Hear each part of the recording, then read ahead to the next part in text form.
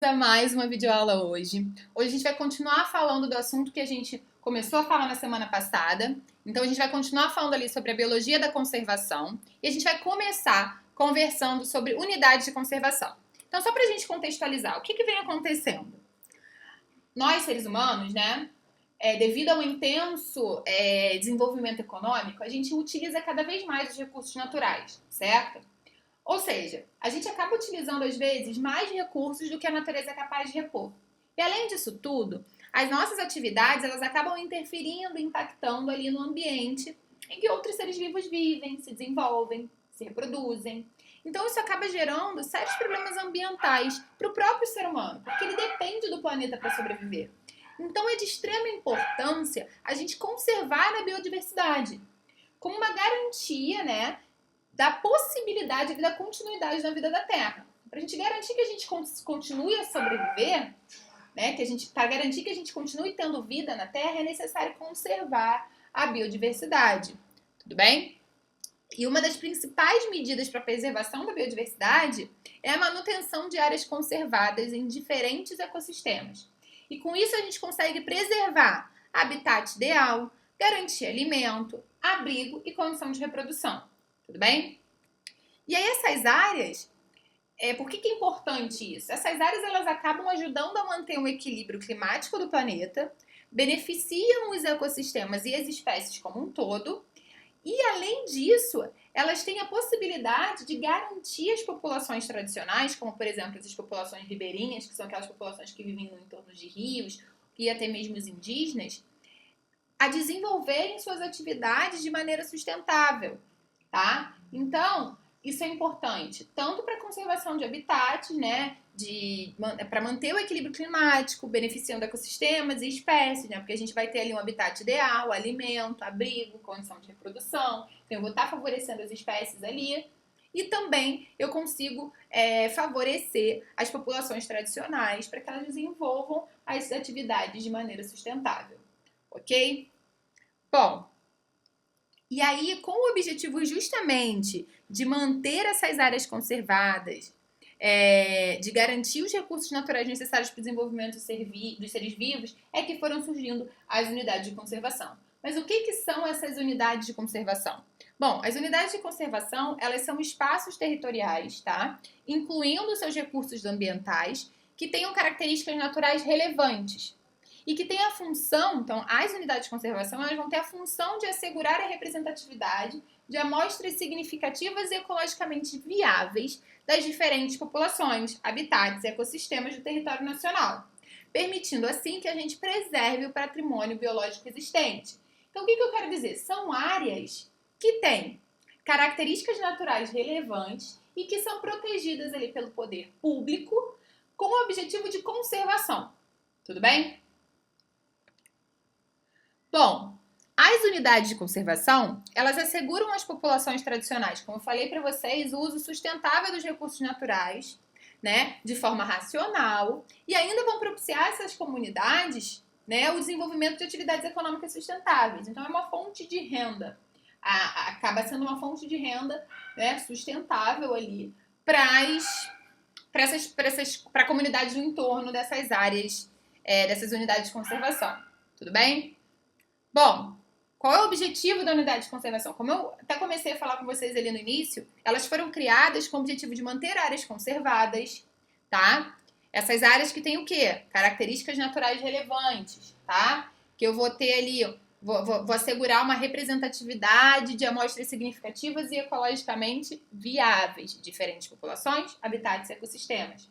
Tudo bem? Outro objetivo, garantir os recursos naturais necessários para o desenvolvimento dos seres vivos e conservar a diversidade biológica e os diferentes ecossistemas. Tudo bem? Tranquilo? Então, o objetivo da unidade de conservação é conservar, basicamente é isso, é você conservar aquele ambiente, aquela área. Tudo bem? Com o objetivo de quê? Garantir um equilíbrio, né? Garantir um equilíbrio ali, preservar o patrimônio biológico, né? Preservar a biodiversidade e os diferentes ecossistemas. Tranquilo, gente? Bom, essas áreas, elas são determinadas pelo poder público, municipal, estadual ou federal, por meio de legislações específicas que instituem o Sistema Nacional de Unidades de Conservação, tá?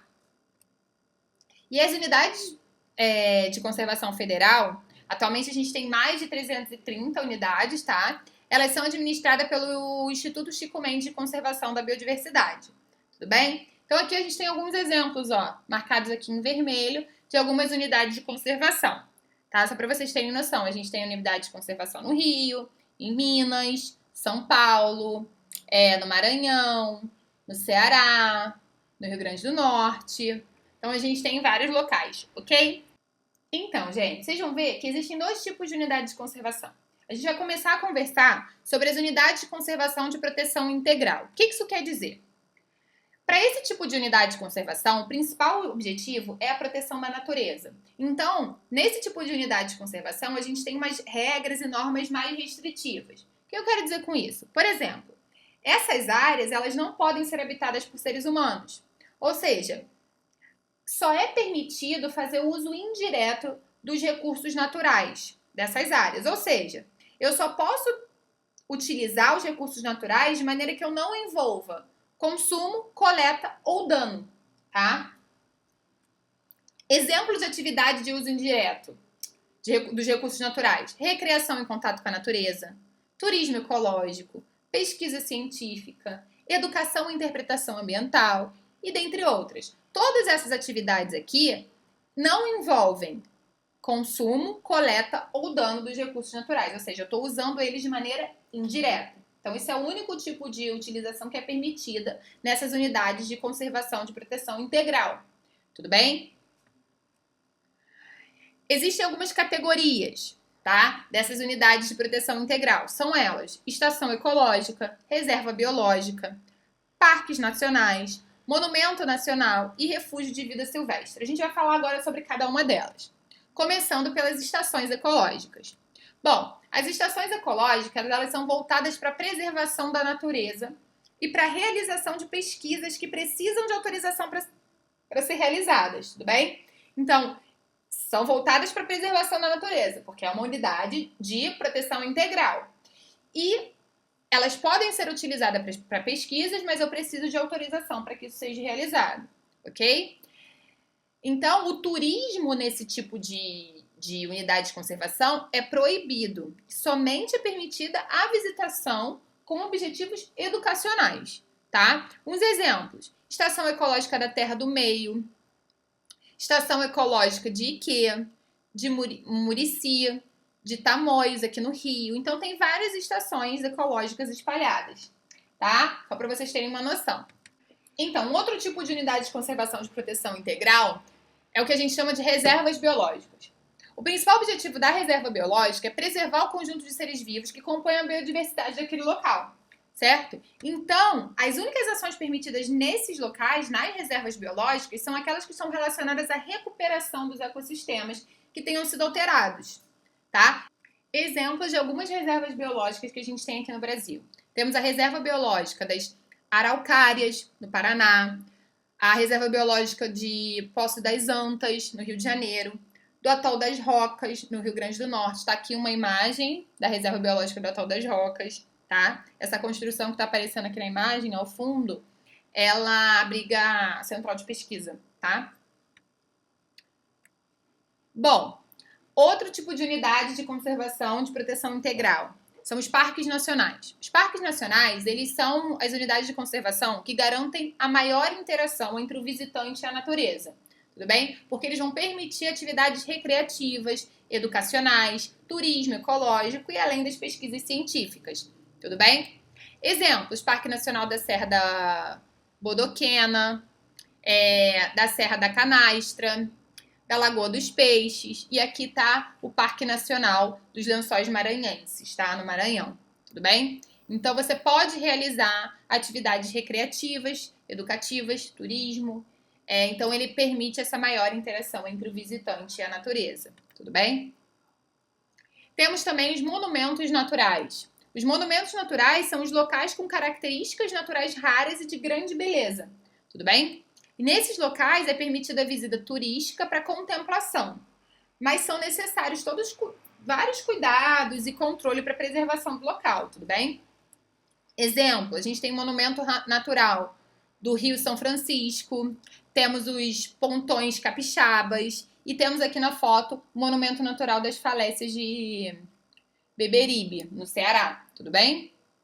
Então, são locais de características naturais, raras ali e de grande beleza, ou de grande beleza, na verdade. E aí, nesses locais, a gente pode ter visitação turística, mas é necessário uma série de cuidados e um controle grande ali para você conseguir preservar esse local, tudo bem? Outro exemplo é o refúgio de vida silvestre. Bom, outra categoria, na verdade, não exemplo. Bom, eles são criados com a intenção de proteger ambientes naturais que permitem a reprodução de espécies locais ou migratórias. Tudo bem? Então, ele é específico para a gente conseguir garantir a reprodução de determinadas espécies. Bom, a visitação pública desses locais, ela deve seguir uma série de normas que são estabelecidas em cada local. Então, vai variar de local para local, mas a gente tem normas que devem ser seguidas, tá?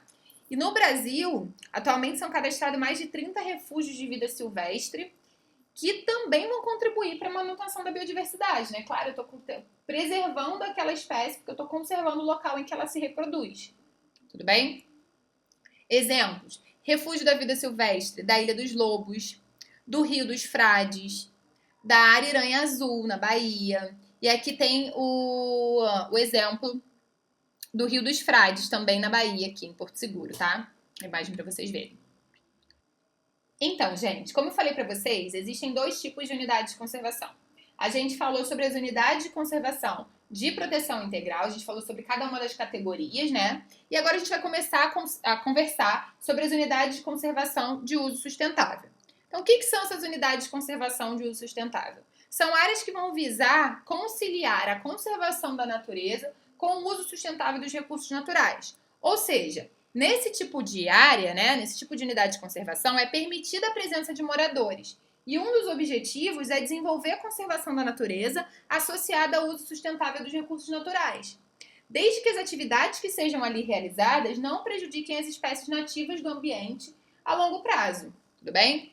Então, nesse tipo de unidade, é permitida a extração de frutas e a prática de agricultura familiar, ou seja, pequenas áreas, tá? Existem algumas categorias, assim como existem nas de proteção integral, nas de uso sustentável também existem. Quais são as categorias? Área de relevante interesse ecológico, floresta nacional, reserva de fauna, reserva de desenvolvimento sustentável, reserva extrativista, área de proteção ambiental e reserva particular de patrimônio natural. A gente vai falar sobre as mais usuais, tudo bem? A primeira categoria que a gente vai falar das unidades de conservação de uso sustentável é a área de proteção ambiental, APA, tá? São áreas extensas e que podem apresentar comunidades em seu interior, ou seja, eu posso ter uma população ali, certo? Só que essas populações, elas devem contribuir para que a diversidade biológica daquela região seja mantida. Ou seja, ela tem que realizar um processo de ocupação ordenado, você tem que se preocupar em utilizar os recursos naturais de maneira sustentável. E alguns exemplos que a gente tem disso é a área de proteção ambiental da Baleia Franca, da Serra da Mantiqueira, da Cananéia Iguape Peruíbe. E também aqui está na foto aqui para vocês verem, é a área de proteção ambiental do rio Curiaú, que fica no Macapá, tá? Então, a população ela pode utilizar os recursos naturais dessa região para a sua sobrevivência, desde que ela faça isso de maneira sustentável, que ela respeite o tempo que a natureza leva para repor esses recursos. Tudo bem? E a gente vai falar um pouquinho mais sobre sustentabilidade, eu acho que vai ficar mais fácil de vocês entenderem esse conceito, tá? Outra categoria são as reservas extrativistas.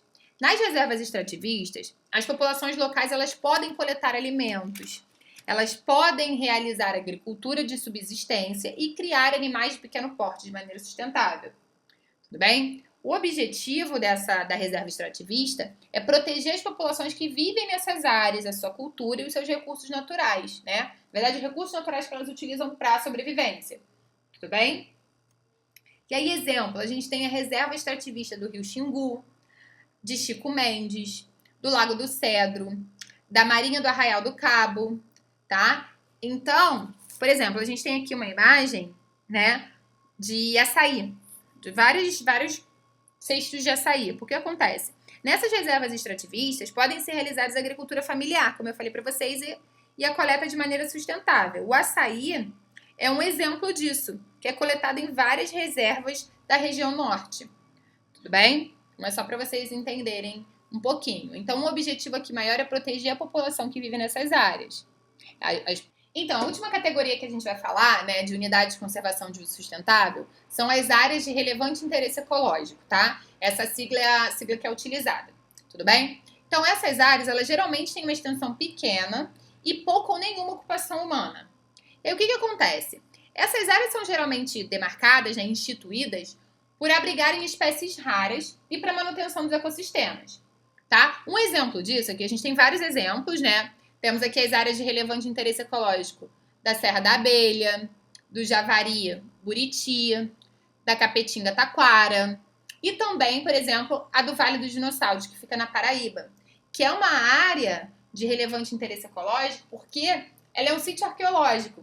Ou seja, ela apresenta áreas que têm registros de pegadas de dinossauros, por isso que ela recebe esse nome, certo? Então, são áreas que têm geralmente essa característica de abrigarem espécies raras ou são áreas importantes para a manutenção de algum ecossistema. Tranquilo?